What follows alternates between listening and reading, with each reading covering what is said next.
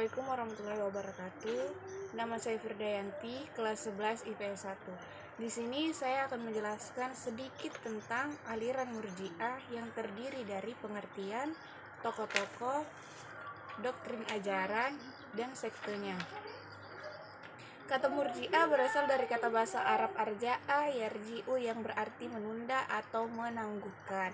Aliran ini disebut Murji'ah karena dalam prinsipnya mereka menunda penyelesaian persoalan konflik politik antara Ali bin Abi Thalib, Muawiyah bin Abi Sufyan, dan Khawarij ke hari perhitungan di akhirat nanti.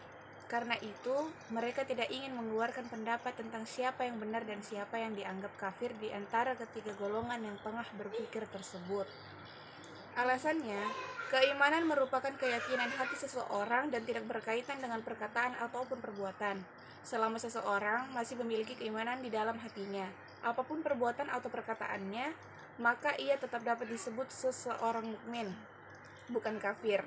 Murji'ah mengacu kepada golongan sahabat Nabi SAW, antara lain Abdullah bin Umar, Sa'ad bin Abu Waqqas, dan Imran bin Husni yang tidak mau melibatkan diri dalam pertengkaran politik antara Utsman bin Affan atau khalifah ketiga dan Ali bin Abi Thalib.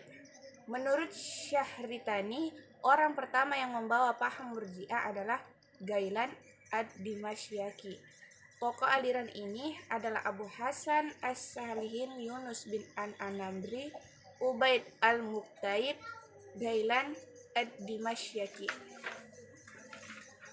Tokoh-tokoh aliran Murji'ah: yang pertama Abu Hasan As-Sahili, kedua Yunus bin An-Namiri, tiga Ubaid al-Muqtaib, keempat Ghailan ad-Dimasyqi, yang kelima Bishyar al-Mariji, yang keenam Muhammad bin Karam.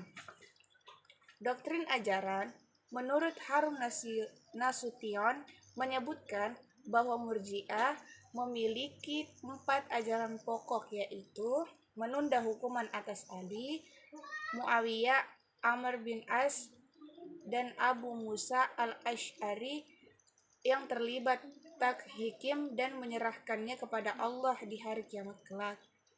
Menyerahkan keputusan kepada Allah atas orang muslim yang berdosa besar, meletakkan atau pentingnya iman dari amal, memberikan pengharapan kepada muslim yang berdosa besar untuk memperoleh ampunan dan rahmat Allah.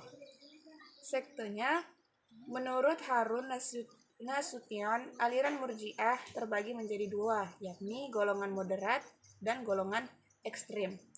Golongan Murji'ah moderat berpendapat bahwa orang yang berdosa besar bukanlah kafir dan tidak kekal dalam neraka, tetapi akan dihukum sesuai dengan besar kecilnya dosa yang dilakukan.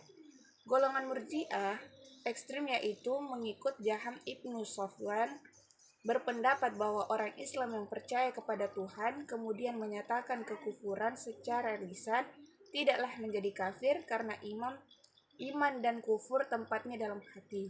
Golongan ekstrim dalam Murji'ah terjadi menjadi 4 kelompok, yaitu yang pertama Al-Jahmiyah, kelompok Jaham bin Safwan dan para pengikutnya, berpandangan bahwa orang yang percaya kepada Tuhan kemudian mengatakan kekufuran secara lisan tidaklah menjadi kafir karena iman dan kufur itu bertempat di dalam hati, bukan pada bagian lain dalam tubuh manusia. Yang kedua, Sahlihiyah, kelompok Abu Hasan As-Salihi, berpendapat bahwa iman adalah pengetahuan Tuhan, sedangkan kufur tidak tahu Tuhan. Shalah bukan ibadah kepada Allah, demikian pula zakat, puasa dan haji bukanlah ibadah, melainkan sekadar menggambarkan keputusan. Yang ketiga, Yumusiyah dan Ubaidiyah, melontarkan pernyataan bahwa melakukan maksiat atau perbuatan jahat tidaklah merusak iman seseorang. Mati dalam iman, dosa-dosa dan perbuatan jahat tidaklah merugikan orang yang bersangkutan. Dalam hal ini, Muqatil bin Sulaiman berpendapat bahwa perbuatan jahat banyak atau sedikit tidak merusak iman seseorang sebagai musyrik. Yang keempat, Hasaniyah, jika seseorang mengatakan saya tahu Tuhan melarang makan babi, tetapi saya tidak tahu apakah babi yang diharamkan itu adalah kambing ini, maka orang tersebut tetap mukmin, bukan kafir.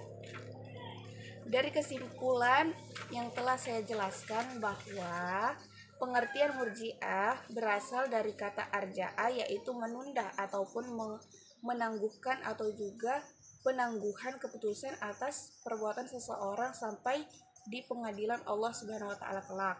Jadi, mereka tak mengkafirkan seseorang muslim yang berdosa besar, sebab yang berhak menjatuhkan hukuman terhadap seseorang pelaku dosa hanyalah Allah Subhanahu wa taala, sehingga seorang muslim sekalipun berdosa besar dalam kelompok ini tetap diakui sebagai muslim dan punya harapan dan kesempatan bertaubat.